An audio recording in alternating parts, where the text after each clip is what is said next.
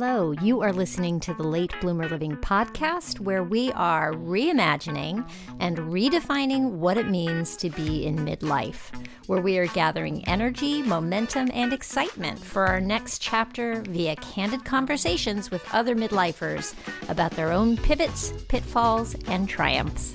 I'm Yvonne Marchese, your host, and I'm so happy you're here. Welcome to this special Thanksgiving episode. It's going to be a little shorter than usual. It's just going to be me. Can I just tell you that today is a beautiful day? I happen to be recording this podcast on November 17th in the year 2021. And here in Norwalk, Connecticut, it is indeed a beautiful day. The sun is shining, the sky is blue, and the leaves are in full splendor, my friend. But you're listening on whatever day this is that you happen to be listening in Futureland. And I contend that wherever and whenever you are listening, it is also a beautiful day. Because here we are connecting. And whatever else is going on in your life right now, you have chosen to listen to this podcast, which means you have a device which gives you access to podcasts and the time to listen. So, hooray! It's that time of year, isn't it? Time to look back and at the same time look ahead. We're starting to ramp up for the holidays, and if you're listening to this podcast on the day it's going live, it's the day before Thanksgiving. Thanksgiving is one of my favorite holidays here in the States, and it's all because of the name of the holiday, Thanksgiving. Think about that word. It's a time to give thanks. Yes, there's the joy and built-in pressures around family get-togethers and all that goes with that, the logistics of where to gather, who's hosting, who's cooking what, and maybe having to split time between family celebrations, prepping the meals, and maybe thinking about Black Friday shopping, if that's your jam. And perhaps your brain is racing ahead to Christmas preparations if that's what you celebrate. Honestly, it can all get to be pretty stressful. Although I will say, it's nice to know that we're going to be having a small gathering for this Thanksgiving, and we couldn't do that last year, so I am thankful for that. And you know, in all the stress, I wonder, what if we took time in the middle of the stress and the mess to actually be thankful every day? Let's talk about the power of gratitude. Raindrops on roses and whiskers on kittens, bright copper kettles and warm woolen mittens, brown paper packages tied up with strings. These are a few of my favorite things. Sorry you had to be subjected to that, but I really love that song. It's a great example of what a gratitude practice looks like. I think we've become numb to the words gratitude and grateful, and maybe even a little suspicious of the people who talk about gratitude on their social media feeds. But I'm here to say that practicing gratitude regularly is like taking the express train to feeling better. In fact, I challenge you to take a moment and think about something that you're truly grateful for and see if you can feel bad at the same time. I don't know if it's possible. Actually, let's try it. Go ahead. Close your eyes if you want to, or leave them open and look around. Let yourself just listen for a moment. If your eyes are open, let them softly drift around your surroundings. And open your heart to the first thing that strikes you as beautiful or hopeful. Really, let that sink in. I'm going to go silent for a minute.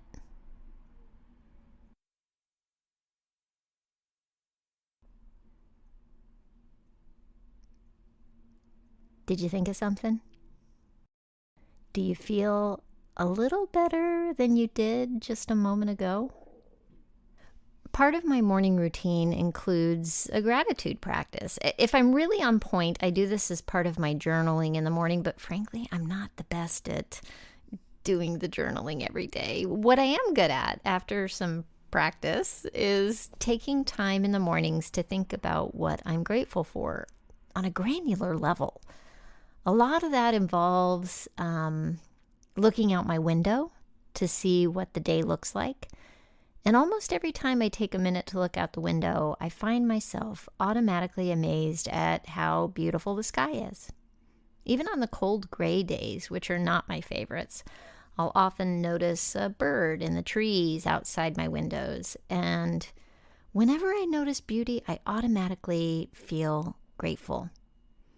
Sometimes when I'm pouring water into the coffee maker, I'll notice how pretty the water looks as the sunlight shines on the stream of water as it pours.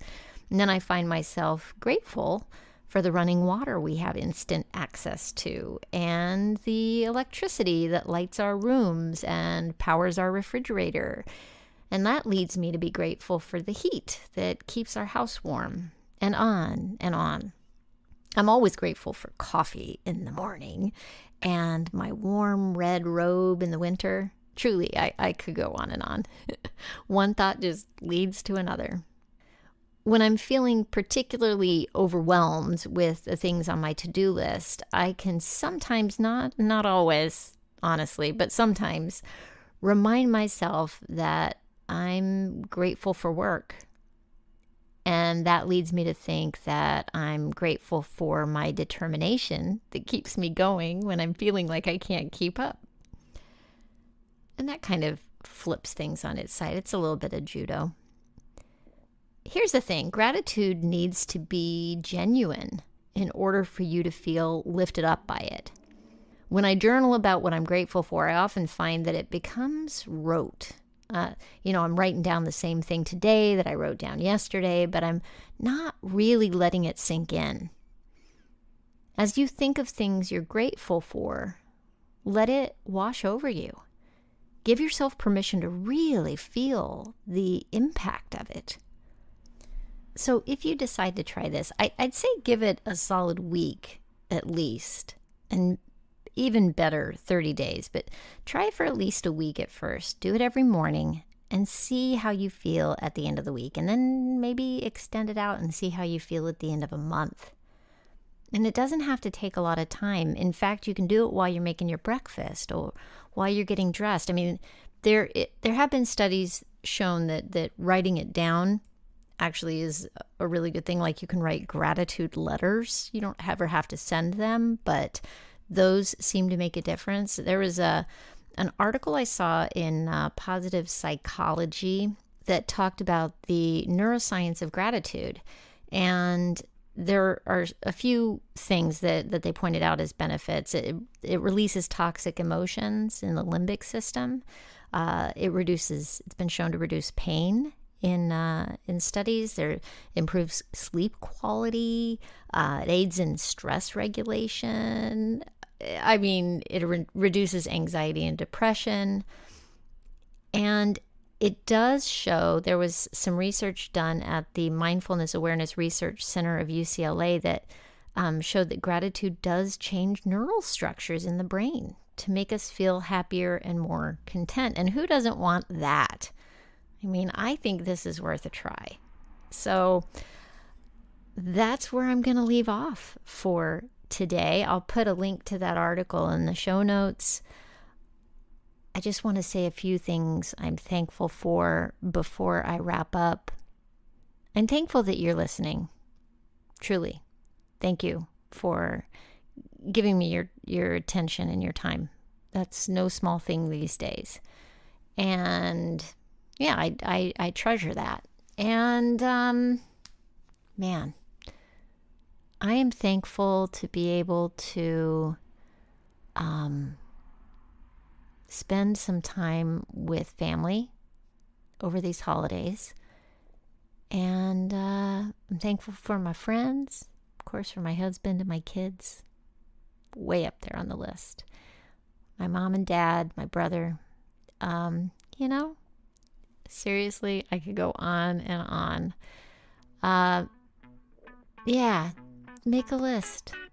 Write it down. Or don't. Just let it soak in.